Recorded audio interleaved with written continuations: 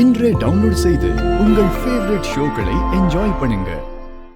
ஏய், இப்ப எதுக்கு நீ தேவையில்லாம பேசிக்கிட்டு இருக்க? இந்த வீட்டு வாசப்படிய மிதிக்கவே அவனுக்கு எந்த யோகிதையும் கிடையாது. அவனை பத்தி பேசிக்கிட்டு இருக்காத. நீ முதல்ல இங்கிருந்து கிளம்பு, இல்லனா போலீஸ வர வச்சு உன்னை வெளியே தூக்கி போட சொல்லுவேன். போறேன், இப்பவே போறேன்.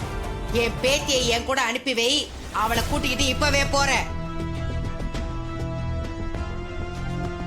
என்ன திருப்பி கலாட்டா பண்ண வந்திருக்கியா? அவ எங்கேயும் வரமாட்டான், நீ வந்த வழியே போ. ஏய், உன் பொண்ணு என் பேரனை கல்யாணம் பண்ணி இருக்கிறா. உன் பொண்ணு என் பேரன் கூட தான் வாழணும்.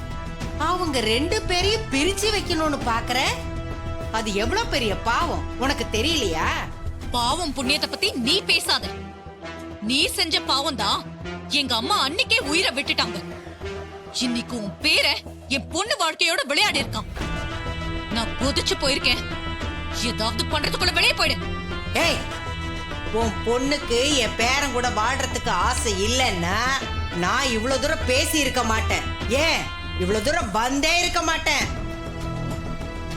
அவளும் என் பேரனோட வாழணும்னு ஆசைப்படுறான். தயவு செஞ்சு சின்னஞ்சிறுசுகளை பிரிச்சு வைக்கிற பாவம் உனக்கு வேண்டாம்.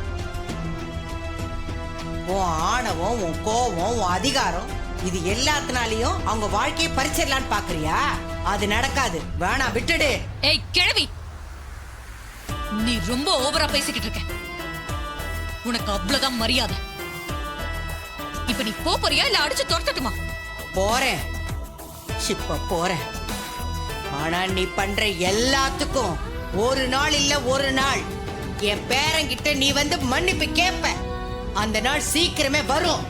அப்படி ஒரு நாள் வந்தா நான் தூக்குல தொங்குவேனே தவிர மன்னிப்பு கேட்கவே மாட்டேன்.